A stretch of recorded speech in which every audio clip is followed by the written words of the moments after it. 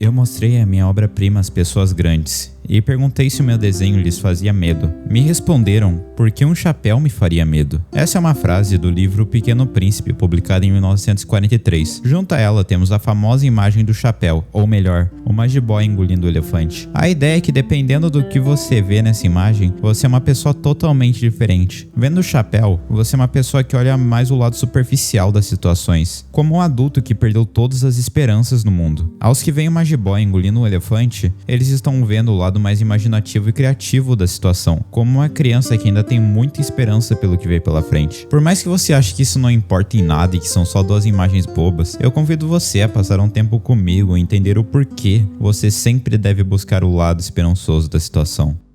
A obra analisada aqui nesse vídeo vai ser o filme feito em 2015. Apesar de eu gostar muito do livro, esse canal é focado em animações e eu acho que essa ótima adaptação que a gente teve em 2015 merece algum reconhecimento. Então, vamos lá! Aqui nós vemos a vida de uma garotinha que precisa entrar na academia de estudantes ou alguma coisa assim. Acontece que ela não consegue. Inclusive aqui já temos a primeira visão do que seriam os adultos nesse filme. Eles parecem muito menos emotivos e mais robóticos em relação às crianças. O importante é que agora sua mãe precisava arranjar um novo plano para ela ser aprovada. Acontece que a sua mãe era muito sistemática. Vemos como ela definiu muita coisa para a vida da filha. Para falar a verdade, ela definiu quase tudo. Ela definiu os dias da semana, o que fazer nos meses, nos anos, isso até o fim de sua vida, para que ela supostamente pudesse entrar na escola e vencer na vida. O problema é que isso do jeito que ela faz é uma visão muito mais velha da situação, pensando apenas em uma rota e sem pensar nos momentos felizes que as pessoas merecem ter no caminho. De qualquer forma, a criança estava de certa forma ok com isso. Ela queria seguir os conselhos da mãe para dar orgulho a ela. Isso prosseguiu assim, até que certo dia ela conheceu o aviador. Quer dizer, não foi exatamente agora, mas isso abriu um caminho. Certo dia um velho homem tentou girar a hélice do avião, mas ela acabou indo para casa da criança. A garota toma um susto e chama a polícia, que meio que chamou a atenção do homem e ele pagou uma multa por isso. Mas algum tempo depois, o velho percebeu que a garota estava no caminho de se tornar uma pessoa adulta.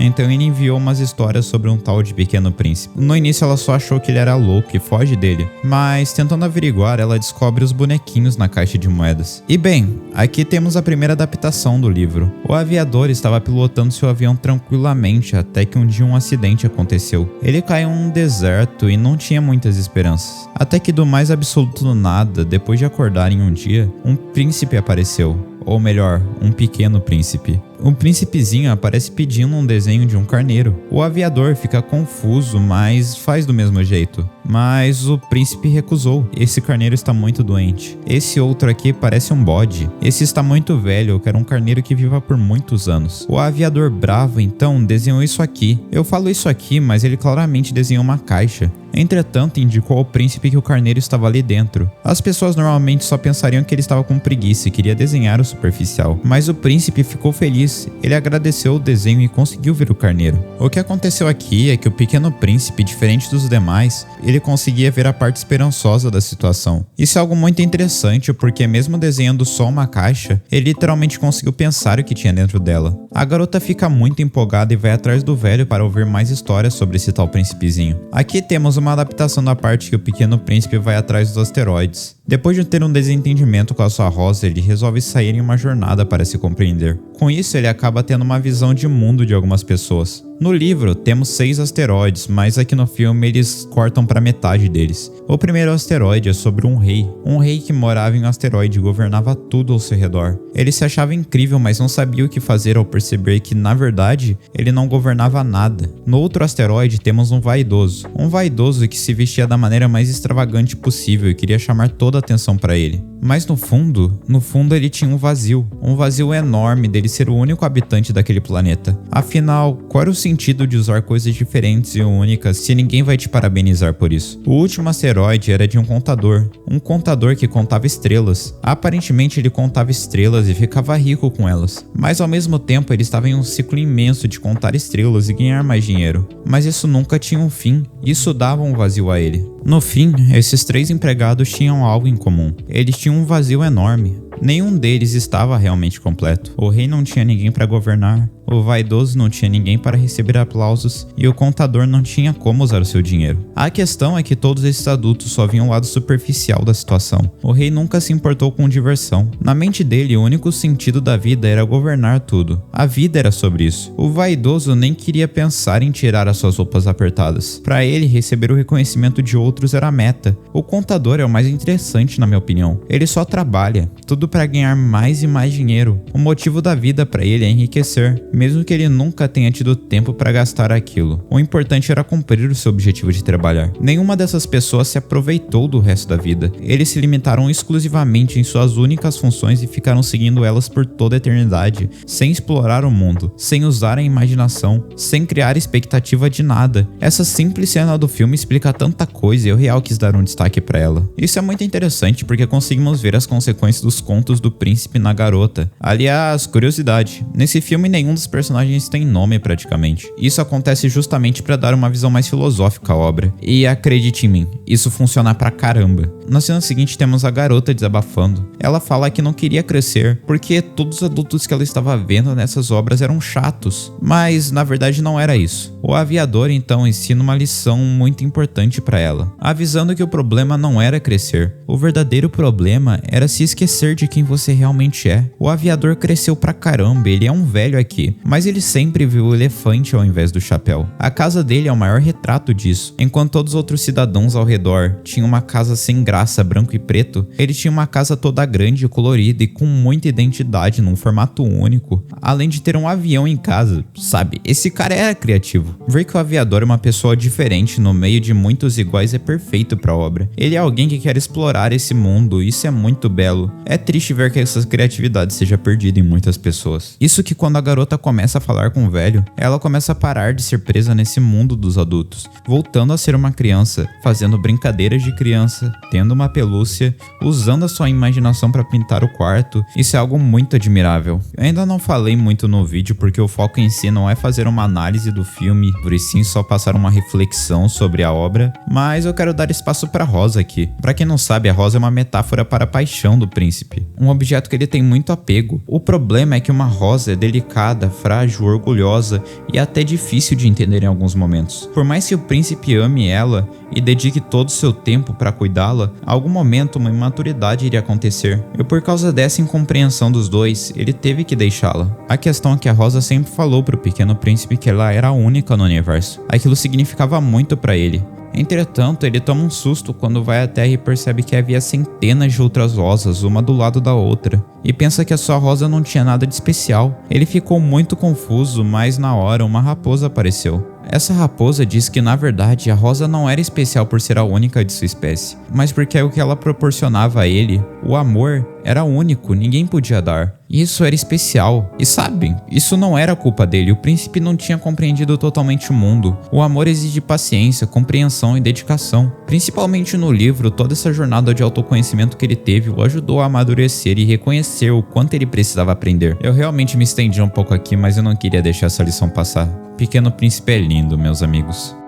Voltando ao filme, temos um conflito aqui. A mãe da garota descobre que ela estava se envolvendo com um aviador e estava praticamente abandonando os estudos para viver naquilo. Isso foi um momento tenso pro filme, porque isso leva ao momento em que o velho decide contar o final da história a ela, onde a serpente acaba levando o pequeno príncipe. No livro, a serpente é associada à perda da inocência, e embora não dê para saber isso exatamente, era meio claro que ela não parecia representar algo bom. Tanto que quando a garota descobre que a última visão do pequeno príncipe foi ele sendo levado pela serpente, ela desaba, ficando muito triste. E se ele se esqueceu como era ser criança, e se ele fugiu da rosa, aquilo não podia acabar assim. A partir daqui, a obra tenta tomar o seu caminho único. Afinal, o livro por si só é algo filosófico e bem aberto, mas eu gosto de pensar que a partir daqui é uma interpretação do que rolou após o livro. Então, vamos lá. O aviador fica doente e precisa ir ao hospital, o que causa um sentimento na criança de que ela precisava fugir do teste da escola e ir atrás de achar o pequeno príncipe. E bem,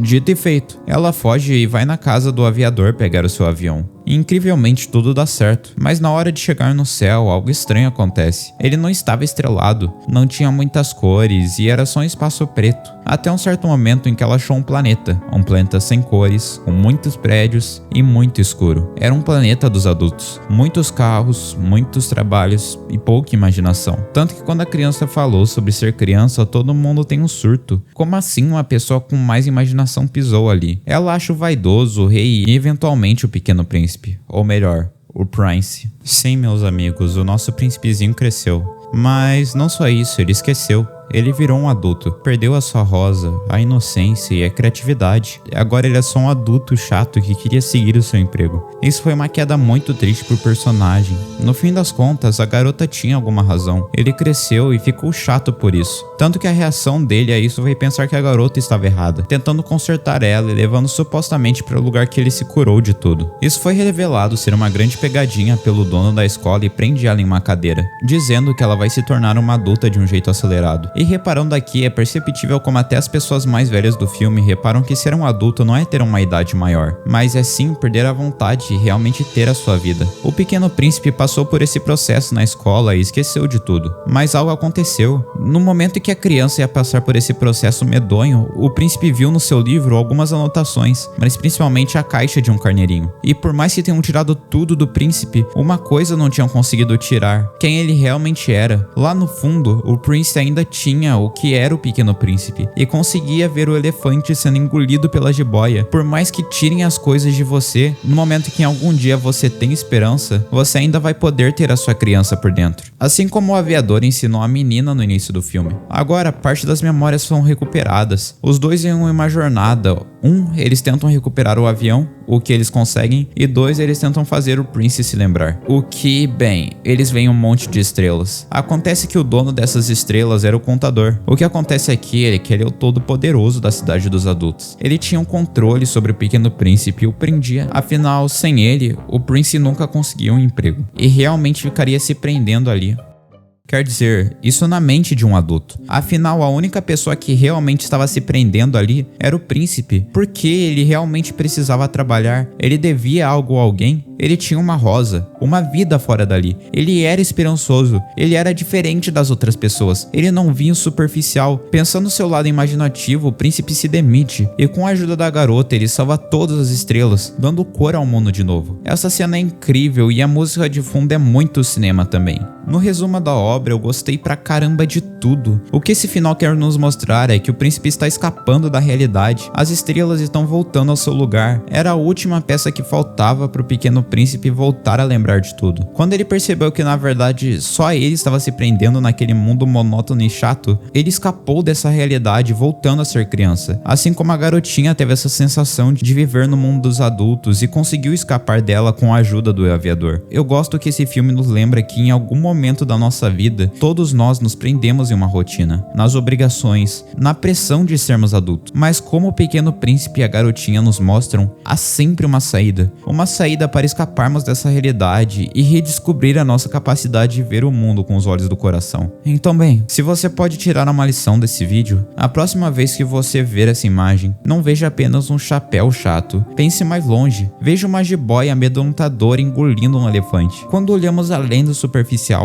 percebemos que aquilo que parecia simples pode ser na verdade algo bem maior, ou seja, um mundo cheio de magia, significado e possibilidades. Afinal, no fim das contas, a vida fica muito mais bonita quando escolhemos enxergar com o coração. E é isso que deveríamos aprender com o Pequeno Príncipe. Nunca é tarde para reencontrar a esperança dentro de nós e ver o mundo com a criatividade e o amor que ele merece. E bem, eu acho que é isso. Muito obrigado por me ouvir até aqui. Muito obrigado, membros, por serem incríveis. Foi um agradecimento especial ao Eduardo Moraes. E eu te vejo no próximo vídeo. Tchau!